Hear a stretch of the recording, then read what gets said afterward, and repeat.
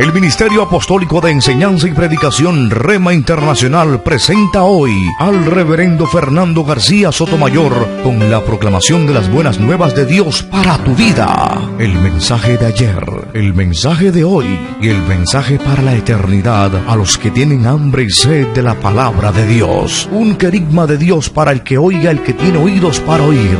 Escuche el dabar del Eterno a las naciones. Ahora es el tiempo para recibir el rema del Espíritu Santo a tu espíritu. Escuchemos con fe la memra del Señor para el alma.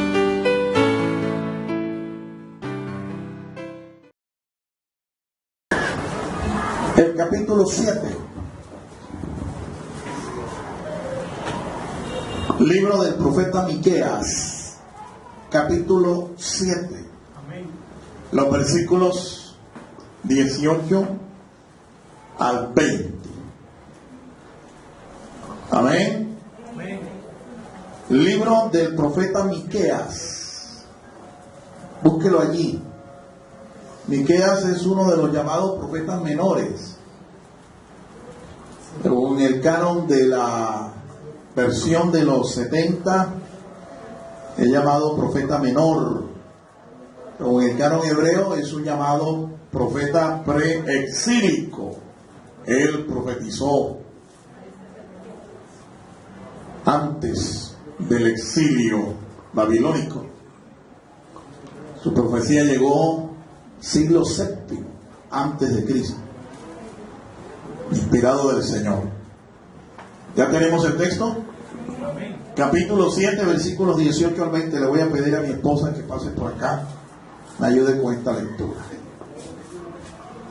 Capítulo, reitero, 7, los versos 18 al 20. Dice la palabra de Dios: ¿qué Dios hay como tú, que perdona la maldad y olvida el pecado del remanente de su heredad? No ha guardado para siempre su enojo, porque Él se complace en la misericordia. Volverá a compadecerse de nosotros, pisoteará nuestras iniquidades y echará nuestros pecados en las profundidades del mar. Concederás la verdad a Jacob y a Abraham, la lealtad que juraste a nuestros padres desde tiempos antiguos. Amén. Dios nos bendiga por esta palabra. Incline su rostro allí y acompáñeme a orar en esta oportunidad. Padre Santo, te damos gracias por tu palabra.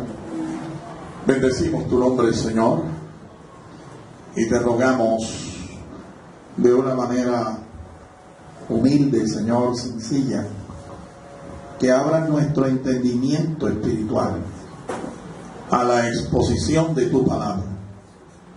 Señor, aquí está mi vida, y no pudiera, Señor, comunicar esta palabra si tu unción, Señor, no me ayuda. Permite, Padre, que nuestros sentidos espirituales sean abiertos y que tú, Señor, me capacites con tu potencia, con tu espíritu, para comunicar esta palabra. La recibimos, Señor, en nuestro corazón, en el nombre de Cristo Jesús. Amén, amén y amén. Tome su lugar, amado hermano. He titulado esta disertación En el mar del olvido. En el mar del olvido. Gloria a Dios. Una de las bendiciones más grandes que nosotros como cristianos podemos experimentar, podemos recibir de parte de nuestro Dios es el perdón de nuestros pecados, el perdón de nuestras rebeliones, el perdón de nuestras iniquidades. Nosotros somos pecadores por naturaleza, pero hoy gozamos de un estatus nuevo, un estatus diferente. porque Dios ha perdonado nuestros pecados. Hoy en día nosotros somos pecadores, pero arrepentidos. Amén. Pecadores arrepentidos.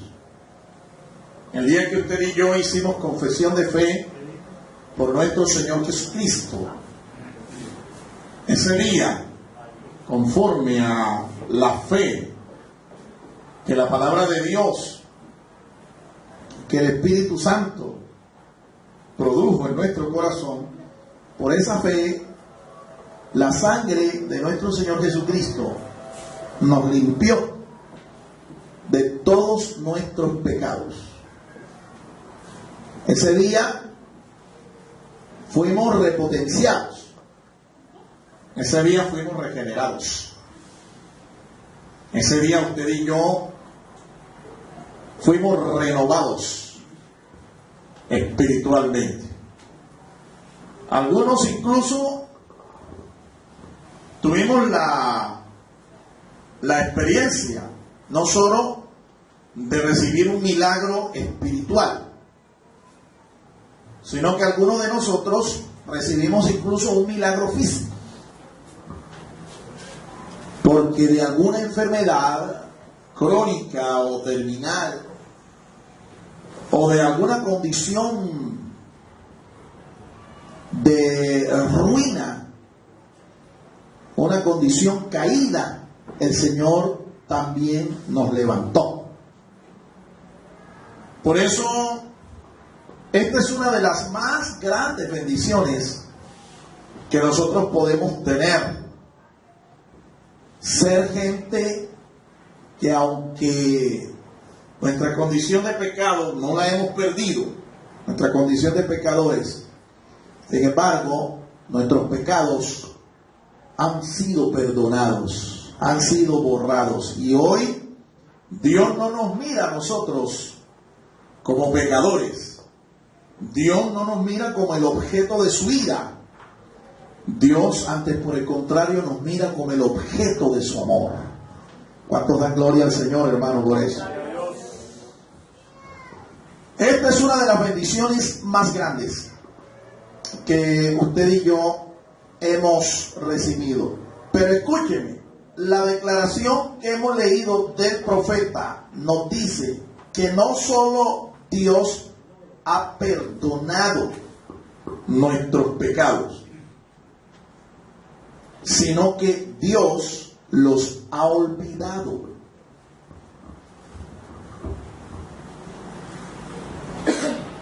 ¿Sí tenemos conciencia de eso? Usted puede tener conciencia de que no solo tiene el perdón de Dios, sino que Dios se olvidó de eso. Se olvidó de su vida pasada. Se olvidó de sus pecados pasados. Cosa que cuando nosotros comparamos el cuadro humano de aquellos que se ofenden y luego dicen que se reconcilian y se perdonan, cuando comparamos el perdón que entre los hombres se da con el perdón que Dios da, ese elemento que se llama olvido, eso no hace parte del cuadro de perdón que se da entre los hombres. Mucha gente que dice que se perdonan unos a otros, cuando pasan algunos años, pasa algún tiempo, y con esa persona vuelve a tener algún tipo de cercanía o contacto, e incluso vuelve a tener algún tipo de roce o conflicto, la persona ofendida, la persona que supuestamente ha declarado que ha perdonado a su ofensor, lo primero que hace, ¿qué creen ustedes que es? Recordarle, traerle el pasado, traérselo al presente y enrostrárselo en la cara. Porque es que entre los seres humanos realmente eso no existe. Pero qué maravilloso es darnos cuenta que tenemos un Dios que no solo ha perdonado nuestro pecado, sino que Dios lo ha olvidado. Yo no tengo palabras con qué explicar eso. ¿Cómo es que un Dios sabio, omnisciente, que todo lo sabe, que todo lo ve, que nada se oculta de sus ojos, nada se oculta de su entendimiento, el profeta inspirado dice que Dios se olvidó de nuestros pecados? Ahora, yo lo creo. Y de hecho, cuando yo veo la historia del trato que Dios tuvo con algunos de los hombres que Él llamó y que perdonó, yo no veo que Dios más adelante, en esa relación que establece con esa persona, Dios le recuerda su pasado. Dios le recuerda su pecado. En verdad veo que lo que dice el profeta es cierto. Dios olvida. No sé cómo explicárselo. Pero sí creo que si la Biblia dice que Dios olvida, es porque Dios lo olvida. Por eso fue que San Pablo dijo, de modo que si alguno está en Cristo, ¿qué es? Nueva criatura es. Las cosas viejas, las cosas pasadas, pasaron. ¿Quedaron dónde? En el pasado. Quedó en el pasado y quedó olvidado, en el mar del olvido. ¿Y Dios qué le dijo a esa mujer pecadora cuando fue sorprendida? Ella estaba esperando que el Señor la sentenciara. Y le preguntó el Señor, ¿dónde están los que te acusan, mujer? Y le dijo, se fueron, Señor. Y dijo Jesús, ni yo te condeno. Vete y no peques más. Ahora, ¿él podía, sí o no? Claro que podía. ¿No ve que él es Dios? Pero Dios olvida. Dios olvida. Ahora, a diferencia de lo que hace Dios con nosotros, cuando usted es un hombre arrepentido, un pecador arrepentido, y usted no peca más de una manera deliberada o voluntaria, a diferencia de lo que hace Dios, hay un ser espiritual que sí es un especialista.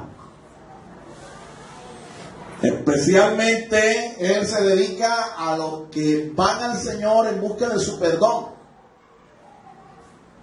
para después, cada vez que los ve, que se equivocan, que fallan, que tropiezan, que caen, ese ser está allí, dispuesto a decirte, te lo dije, tú no eres ningún hijo de Dios. Eso que tú hiciste fue darte golpes de pecho y nada más. Tú no sirves para ser un hijo de Dios. Y te comienza a recordar entonces tu pasado. Ese es el acusador nuestro. Se llama Satanás. Cuando una persona entonces comienza, una vez que ha dicho que ha perdonado, comienza ante cualquier circunstancia, una fricción, un roce, comienza a recordarle el pasado, las faltas, los pecados pasados a una persona que supuestamente ha perdonado. Les pregunto a ustedes, ¿de quién creen ustedes que se está dejando utilizar esa persona que acusa? ¿De quién? De Satanás. Ahí en ese momento empieza a ser un instrumento del diablo. Y hay muchos creyentes que se prestan para eso. Se prestan para hacer la obra del diablo. Acusar, recordar el pasado, traerte al presente tus faltas, tus equivocaciones, enrostrártelas. Una cosa que Dios olvidó, pero que el diablo se convierte en un especialista para recordártelas. Eso es con el propósito de que usted mantenga una especie de complejo de culpabilidad y usted no pueda avanzar en su vida como cristiano. A más de un cristiano les cuesta creer también que Dios se olvidó de su pasado. Y hoy viven vidas con una carga. Viven su vida cristiana con un lastre, con un complejo de culpabilidad. Porque Satanás se ha encargado de ponerle esa carga ahí en su corazón, en su alma, para que esta persona no avance en su vida como cristiano. Estas son las personas que constantemente se están arrepintiendo delante del Señor. Son personas que la culpa no los deja vivir tranquilos, no los deja comer tranquilos, no los deja dormir tranquilos. Porque no han entendido que el Señor no solo perdonó, limpió, purificó, sino que Él también se llevó tu culpa. Tu conciencia culpable se la llevó el Señor y Él olvidó tu pecado, lo sepultó en lo profundo de la mar y puso un letrerito que dice: prohibido pescar, para que nadie llegue allá, ni tú mismo llegues allá otra vez a pescar y a recordar lo que tú fuiste, lo que tú eras. ¿Cuántos dan gloria al Señor, hermanos? ¿Cuántos alaban al Señor? Mira, cuando el Señor perdona, no solo perdona, la Biblia nos muestra aquí que también olvida. Él olvida. Esa fue la experiencia que vivió el pueblo de Israel en los días del profeta Miqueas. La Biblia nos muestra que Dios llamó a este pueblo, lo llamó su hijo, lo escogió, lo eligió. Ellos iban a ser para Dios un reino de reyes y sacerdotes. Dios les dio su palabra, hizo con ellos pactos, hizo pactos. Pero este pueblo fue un pueblo rebelde, contradictor, duro de servicio. Un pueblo que desobedeció al Señor, traspasó el pacto que Dios hizo con ellos. Traspasaron el pacto. Y sin embargo Dios, vez tras vez, cada vez que ellos, humillados, arrepentidos, clamaban al Señor, Dios los perdonaba y les volvía a dar una oportunidad. Los volvía otra vez a encaminar, a bendecir. Pero esto se convirtió en un hábito. Una y otra vez, una y otra vez, una y otra vez, la misma condición. Desobediencia, juicio de parte de Dios, se arrepentían, Dios los bendecía, volvían otra vez al mismo ciclo. Eso se convirtió en un círculo vicioso.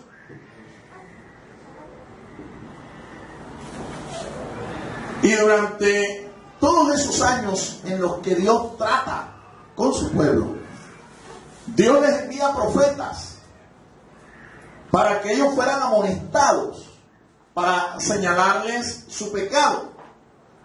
Uno de esos profetas fue Miqueas. Miqueas denunció el pecado, la injusticia social, la opresión, el soborno, la idolatría en el pueblo de Israel. Él profetizó, según nos dice la historia bíblica, la historia sagrada, nos dice que él profetizó antes de que el reino del sur fuera gobernado por el rey Ezequías. Y también predicó, según el verso 1 allí de su profecía, capítulo 1, verso 1, en los días de Jotán, en los días de Acaz, reyes que presidieron a Ezequías. La profecía de este hombre de Dios llegó no solo al reino del sur, sino también al reino del norte. Fue precisamente en los días de Ezequías en lo que Senaquerib, rey de los asirios, llegó e invadió el reino del norte y los dispersó. Finalmente el juicio de Dios llegó y el reino del norte, junto con sus 10 tribus y su capital, Samaria, fue disperso. Dios los borró del mapa. Mientras que en el reino del sur, gobernado el reino del sur por un rey piadoso llamado Ezequías, la nación tuvo un avivamiento espiritual. Porque Dios, cuando ve que hay arrepentimiento, cuando Dios ve que hay un pecador que se arrepiente, se vuelve a Dios, Dios no solo perdona, Él olvida y Él da la oportunidad nuevamente. Él da la oportunidad, y mientras la persona viva en comunión, caminando en obediencia, en la presencia del Señor, la bendición de Dios estará en la vida de esa persona. Amén. ¿Cuántos dan gloria a Dios, hermanos? Yo quiero remitirme en este pasaje que hemos tomado. Quiero remitirme específicamente a las cualidades de ese Dios del cual el profeta Miqueas está hablando. Ese Dios que también es tu Dios, no solamente es el Dios del pueblo de Israel, de Abraham, de Isaac, de Jacob, de los patriarcas, de los profetas, sino que también es nuestro Dios. Para que nosotros tengamos un cuadro del Dios en el que estamos creyendo. Alabado sea el nombre del Señor. Para que tengas un conocimiento más acercado, más bíblico del Dios que tú profesas. Miqueas aquí en este pasaje, él revela unas cualidades asombrosas de nuestro Dios, unas cualidades únicas que revelan cómo es nuestro Dios. Y esa debería ser también una meta en la vida de cada cristiano: conocer quién es nuestro Dios. ¿Quién es nuestro Dios?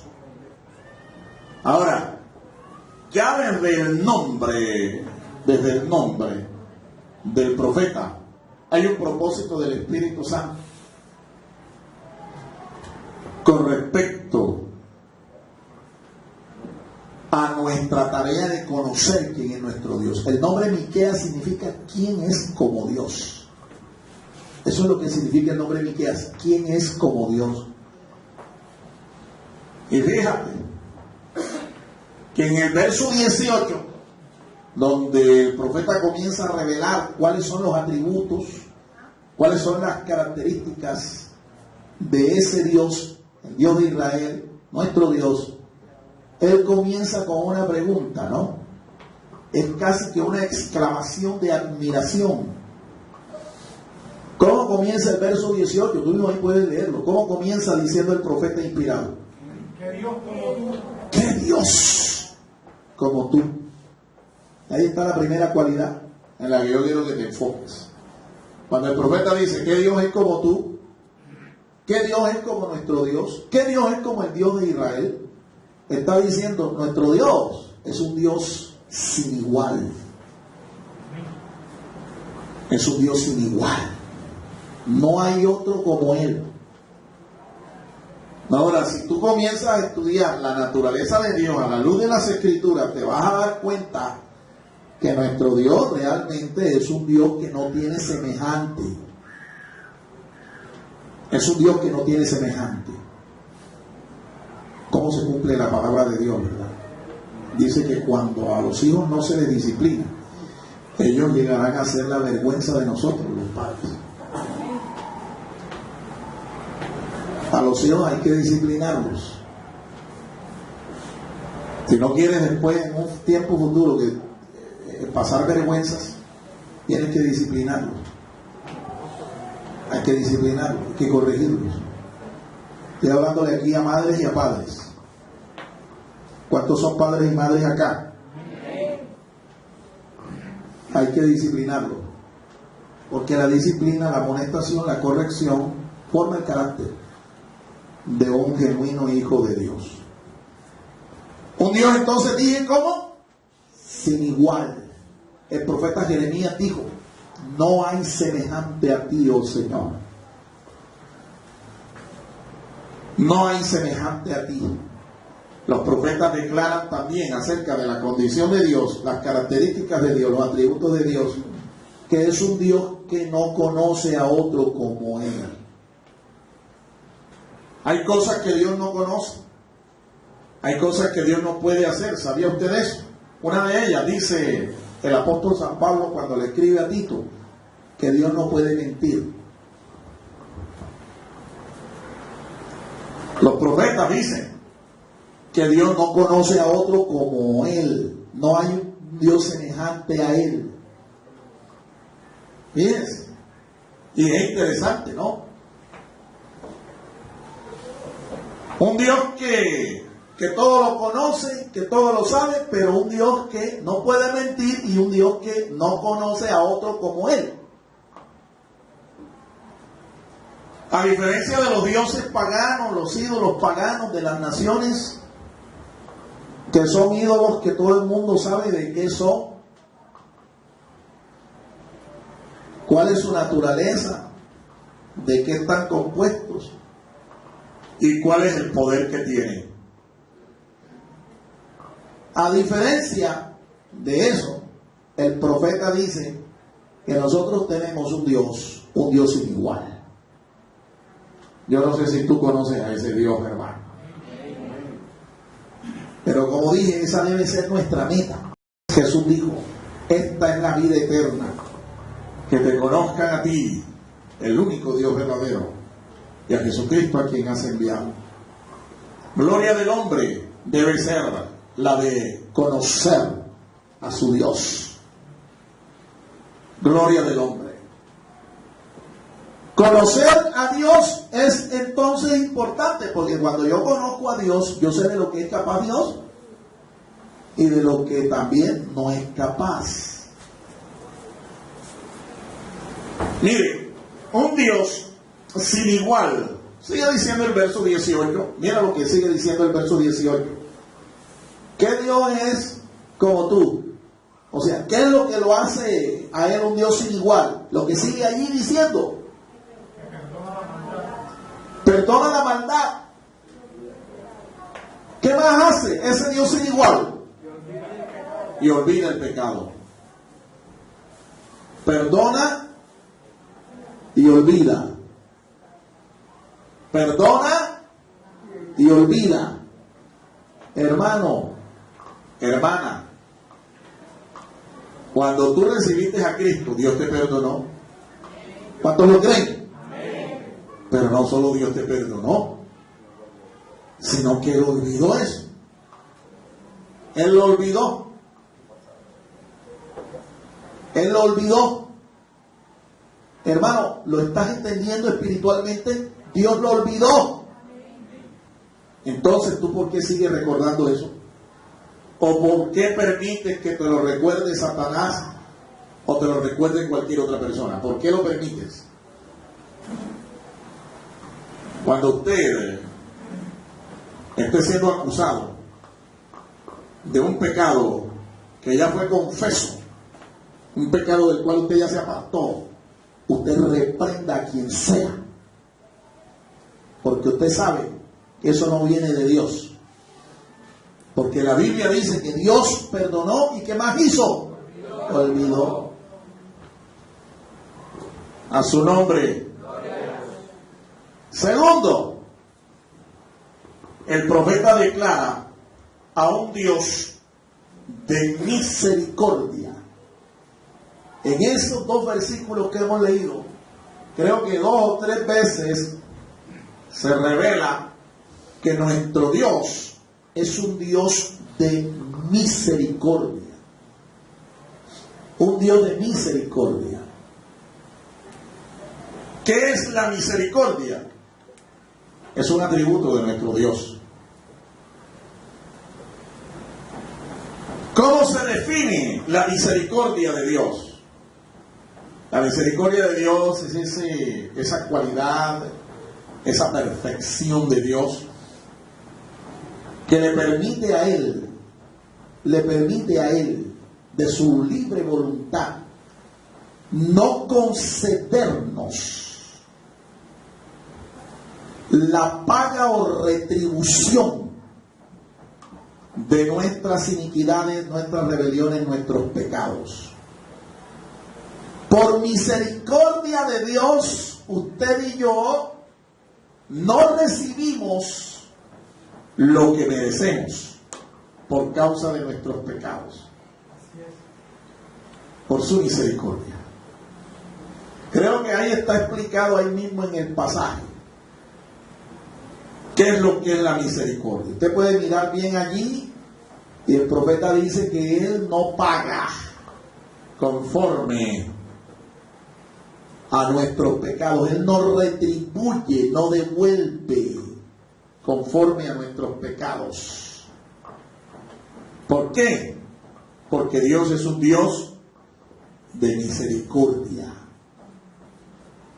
Algunos tratadistas, escritores bíblicos, escritores cristianos han dicho que este es el lado flaco, el lado débil de Dios, y que cuando usted quiera conseguir algo de parte de Dios, usted no debe irse por el lado de la justicia, de la bondad, del amor de Dios, sino que usted tiene que irse por el lado de la misericordia.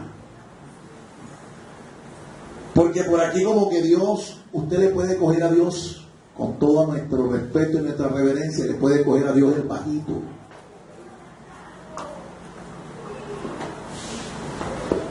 Eso es misericordia. Ahora, este es un atributo de Dios que es un atributo que lo puede Dios comunicar a sus criaturas. Eso quiere decir que Dios espera que así como Él hace de misericordia con nosotros, nosotros hagamos misericordia con nuestro prójimo. Los unos con los otros. En el verso 8 del libro del profeta Miqueas, el verso 7 incluso, en ese capítulo Dios revela que tiene un conflicto con su pueblo y Dios los cuestiona y Dios les pregunta: ¿qué es lo que yo te he hecho? ¿Qué mal te he hecho, pueblo mío? Dios entra en pleito, Dios entra en juicio con su pueblo. Y el pueblo le pregunta a Dios: ¿y qué es lo que tú quieres que nosotros hagamos para acercarnos a ti y gozar de tu bendición y tu favor? Y ellos dicen: ¿quieres que te llevemos arroyos de aceite? ¿Quieres que te llevemos corderos, cientos de corderos? ¿Que te llevemos bueyes de la majada? ¿Que te llevemos animales? ¿Que te llevemos sacrificios? ¿Qué es lo que tú quieres? Y el Espíritu le responde al pueblo y le dice: no, Dios no quiere eso. Y les declara qué es lo que quiere Dios de ellos. Verso 8. ¿Alguien puede leerlo? Capítulo 6. Así dice la santa y bendita palabra del Señor. Oh hombre, Él te ha declarado lo que es bueno. ¿Y qué pide Jehová de ti? Solamente hacer justicia y amar misericordia y humillarte ante tu Dios. Eso es. Ahí está la respuesta de Dios. Y esa respuesta no solo es una respuesta para el pueblo de Israel, sino para nosotros también. ¿Cómo tú puedes acercarte a Dios? ¿Cómo tú puedes ser un objeto de su misericordia, de su bendición, de su favor? ¿Cómo tú puedes escaparte del castigo? ¿Cómo puedes escaparte del juicio de Dios? ¿Cómo puedes escaparte de la retribución? por causa de tu pecado, de nuestro pecado. ¿Cómo? Dice allí claro, tienes que amar justicia, tienes que hacer misericordia y acercarte a Dios con un corazón contrito, un corazón humillado. Bendito es el Señor. Fíjate, Jesús explicó eso mediante una parábola. Un hombre tenía un acreedor y le cobraba y aquel no le pagaba. No le pagaba. ¿Qué hizo la persona? Vino y lo mandó a apresar, lo mandó a meter preso. Dice en la Escritura que aquel hombre le perdonó la deuda. Le dijo, no te voy a encarcelar, no te voy a meter preso. Aquí dice que me debes, pero yo te voy a perdonar, y era una cantidad enorme lo que debía. Así que aquella persona hizo misericordia con este hombre que tenía una deuda enorme. Pero ¿qué pasó? Más tarde, aquel hombre tenía personas también que le debían a él, pero eran cantidades mínimas. Y vino, y porque aquel que le debía una mínima cantidad comparado con lo que él debía, cogió y lo llamó, lo apresó y lo encarceló. Cuando el primero se enteró lo que este hombre hizo, no hizo misericordia, lo mandó a apresar, y dice que dio la orden de que lo enviaran al calabozo de más adentro, que pagara hasta el último peso, porque no hizo misericordia. Con él hicieron misericordia, pero él no hizo misericordia. Jesús explicó eso. Ahora el profeta le está diciendo al pueblo, le está diciendo, ustedes quieren acercarse a Dios, ustedes quieren ser semejantes a ese Dios altísimo, a ese Dios maravilloso, a ese Dios misericordioso, que los ama, que los perdona, que olvida su pecado, sus rebeliones, sus transgresiones. Pues hagan también justicia y hagan misericordia y mantengan una actitud de un corazón contrito y humillado. Y yo sospecho, mi amado hermano, que de ese espíritu misericordioso nos hace falta mucho. Nos hace falta mucho en nuestro trato, en nuestra relación con nuestros hermanos. Para el pueblo de Israel había una manera de alcanzar justicia. El pueblo de Israel recibió la ley, y esa ley tenía 613 mandamientos, estatutos, preceptos y ordenanzas. Los 10 primeros mandamientos, lo que se constituyó como ley moral, era de cumplimiento total. Todo el mundo tenía que hacerlo, pero era porque esos mandamientos regulaban nuestra relación, o regulaban la relación de ellos con Dios. El resto son llamados mandamientos sacerdotales. Una gran parte de la ley era para regular la forma como ellos debían adorar a Dios en el templo, por medio de sacrificios, cómo debía regularse el sacerdocio, las ofrendas, todas estas cosas. Una gran parte de la ley también se constituía la ley civil, se llamaba así, ley civil. Y estos mandamientos regulaban nuestras relaciones con el prójimo, unos con otros, ya no con Dios, sino con el prójimo. El hebreo, el judío, tenía la oportunidad de ser catalogado como un hombre justo si él guardaba estos preceptos de la ley civil. Alcanzaba justicia si guardaba estos preceptos. Para un sadik, para un hombre justo en Israel, era importante guardar estos mandamientos, porque esto constituía, lo calificaba a él como un hombre que había alcanzado la justicia de Dios. Ahora, si usted ve en el libro del profeta Miqueas, ¿qué es lo que el profeta condena? El profeta condena exactamente en los 3 primeros capítulos el quebrantamiento, la violación de todos estos pecados que regulaban las leyes civiles. Por eso es que Dios les dice a ellos, ¿qué es lo que ustedes quieren? Pues esto es lo que ustedes deben hacer. Esto es lo que yo quiero de ustedes. Esto es lo que yo demando de ustedes. Que hagan justicia, dice. Y amen con misericordia. Amen misericordiosamente. Ámense los unos a los otros. ¿Cuántos dan gloria al Señor?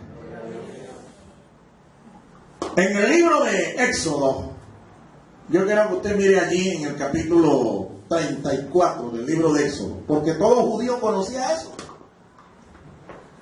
Ellos le llaman a lo que está aquí descrito en el capítulo 34 del libro de Éxodo, desde el verso 6 y 7, le llaman los 13 atributos de la misericordia del Eterno.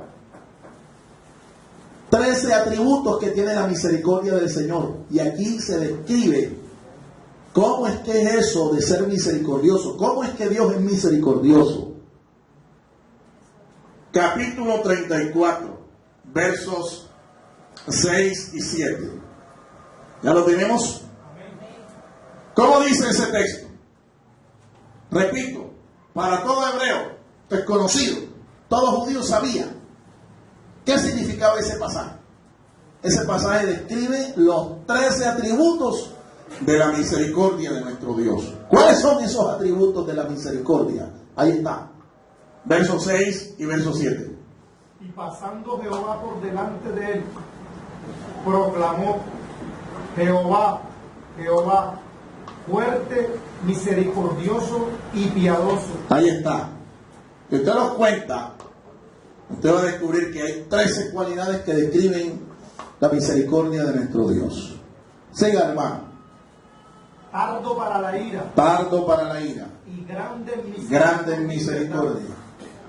Que guarda misericordia a millares. Que guarda misericordia a millares. Que perdona la iniquidad. Que perdona la iniquidad. La rebelión. La rebelión. Y el pecado. Que perdona el pecado. Y que de ningún modo tendrá por inocente. De ningún modo tendrá por inocente al malvado. al malvado. Que visita la iniquidad de los Que visita la iniquidad de los padres sobre los hijos. y sobre los hijos de los Y sobre los hijos de los hijos, hasta la tercera, cuarta generación de los que le aborrecen.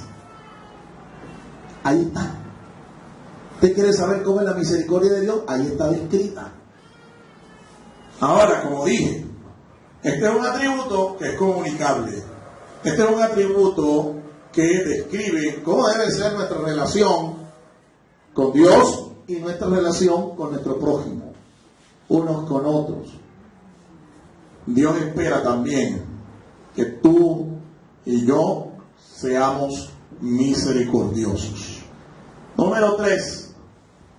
El profeta revela no solo a un Dios misericordioso, sino a un Dios que bendice.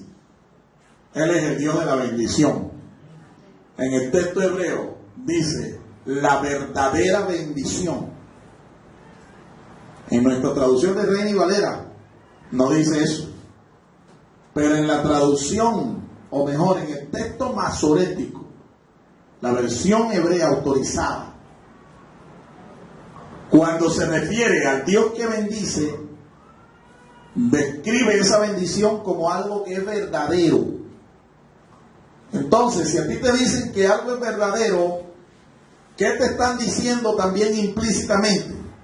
Te están diciendo que hay cosas que son verdaderas, pero también hay cosas que son falsas. Y si se habla de una bendición que es verdadera, que es la que proviene de la mano de Dios, quiere decir que hay una bendición que no proviene de la mano de Dios, que es real, que existe, pero es una bendición falsa. Viene de una mano de nosotros. Es un Dios que bendice y sus bendiciones son genuinas, son verdaderas. El proverbista dice que esa bendición no añade tristeza, es la que enriquece, y enriquece en todos los sentidos. Entonces, cuando tú tienes la bendición de Dios sobre tu vida, cuando tú eres un hombre, una mujer bendecida por Dios, tú eres un hombre rico, no te hace falta nada. Tú dejaste de ser pobre hace rato, pero no te has dado cuenta. A su nombre. A su nombre. Y número 4, el profeta revela que Él es un Dios fiel al pacto. En ese pasaje, verso 20, se hace una recordación de las bendiciones del pacto que Dios hizo con Abraham y que confirmó después con Isaac y luego confirma con Jacob y luego confirma en los días de Moisés, confirma su bendición al pueblo dándole un pacto a Moisés para que el pueblo entrara en una relación de pacto con él. Dios es un Dios fiel a su pacto. Dios es un Dios fiel. Lo que Él ha prometido, Él lo cumple. Él prometió bendiciones a Abraham. Se las reconfirmó a su hijo Isaac, después a su nieto Jacob, después a su pueblo, a todo su pueblo. Ahora quiero decirte, ¿y nosotros qué? ¿La iglesia qué? El día en que Jesús estableció lo que nosotros hoy celebramos, la cena del Señor, en la última cena, Él estableció una ordenanza para la iglesia, la cena del Señor. Él tomó la copa de la redención, la levantó ante los ojos atónitos de sus discípulos y les dijo a ellos, esta copa, ¿qué es lo que era la copa? Un nuevo pacto. Un nuevo pacto. Ese día el Señor estaba realizando un pacto con sus discípulos, los que eran creyentes en Él. Ese pacto tiene alcance también a todo el que es creyente en Cristo. ¿Cuántos creyentes en Cristo hay aquí? Si tú eres un creyente en Cristo, tú has confesado tu fe en el Señor Jesucristo, tú estás en una relación de pacto con Él también. Y si tú estás en una relación de pacto con Él, entonces eres también heredero y eres propietario de todas las promesas y de todas las bendiciones de ese pacto. Tienes derechos legales en el reino porque estás bajo pacto, estás bajo las promesas del nuevo pacto. ¿Por qué? Porque yo soy creyente en Jesús, el Señor, y eso me hace heredero, eso me hace propietario también de esas promesas. Ahora, debo tener la absoluta certeza, la absoluta confianza de que cada promesa de ese pacto, el Señor es fiel y la va a cumplir. Alabado sea el nombre del Señor. Le correspondería a usted ahora, como creyente en Jesús, le correspondería a usted ahora, como heredero legal de las promesas de ese pacto, conocer las promesas. ¿Cuáles son las promesas del nuevo pacto? Eso es parte de nuestra investigación, de nuestro estudio. Usted debe saber cuáles son esas promesas. Ahí yo le recuerdo una nada más. Pablo, cuando escribe a los Efesios, dice que usted y yo estamos sentados en lugares celestiales con Cristo Jesús y hemos sido provistos de toda bendición. Alabado sea el nombre del Señor. Toda bendición Dios las ha provisto. Cuando le escribe Pablo a los Corintios, les dice, todas las promesas de Dios son en Él, en Cristo, son sí y amén, por medio de nosotros, para la gloria del Señor. Todas las promesas. Ahora, ¿cuántas promesas hay? Usted debe saber en la Biblia cuántas promesas hay. Porque conociendo las promesas, yo conozco entonces cuáles son los derechos que tengo como beneficiario del nuevo pacto. ¿Las conoce usted? Eso es una buena pregunta para concluir. ¿Conoce usted cuáles son las promesas a las que usted tiene derecho según el nuevo pacto? Póngase en pie. Vamos a dar gracias al Señor en esta mañana. Ese es el Dios que el profeta Miqueas le reveló al pueblo de Israel. Y de paso, nosotros hoy, más de 2500 años después, podemos conocer también quién es nuestro Dios, cómo es nuestro Dios. Amén. Un Dios que es fiel al pacto, un Dios que perdona, un Dios que bendice, un Dios sin igual, un Dios que se olvidó de nuestros pecados y los sepultó allá en el mar del olvido. Gloria sea el nombre del Señor. Padre, gracias. Gracias, Señor, por ser nuestro Dios. Nosotros no tenemos palabras, Señor, con las cuales agradecerte lo que tú has hecho por nosotros. Solo, Señor, una vez más queremos rendir nuestra vida delante de ti como un sacrificio vivo. Y nos confesamos, Señor, deudores delante de ti. Deudores. Gracias, Señor, porque tú eres el que perdona nuestras iniquidades, sana nuestras dolencias y olvida el pecado de tu pueblo. Gracias, Señor. Una vez más te rogamos, Señor, que tú sigas haciendo tu obra en nosotros. Que tú sigas, Señor, perfeccionando tu carácter en nosotros. Y que nos ayudes a vivir, Señor, a la altura de esta vocación. Ayúdanos, Señor, a ser misericordiosos, como tú eres misericordioso, Señor. Amar, Señor, con misericordia. Igual que tú, Señor, a ser lentos para la ira, pero a engrandecer la misericordia los unos con los otros. Gracias, Padre Santo. Gracias, Señor, porque sabemos cuál es nuestro destino y nuestra meta. Y nosotros hemos vencido al acusador nuestro por medio de la sangre del Cordero y de la palabra del testimonio en cada uno de nosotros. Gracias, Señor. Permite, Padre, que esta palabra lleve fruto para la gloria de tu nombre. Permite, Señor, que nuestras actitudes, nuestra conducta pueda ser influenciada positivamente, Señor, por tu palabra. Muchas gracias, Padre. En el nombre de Cristo Jesús. Amén. Amén y amén. Dios los siga bendiciendo, amados hermanos.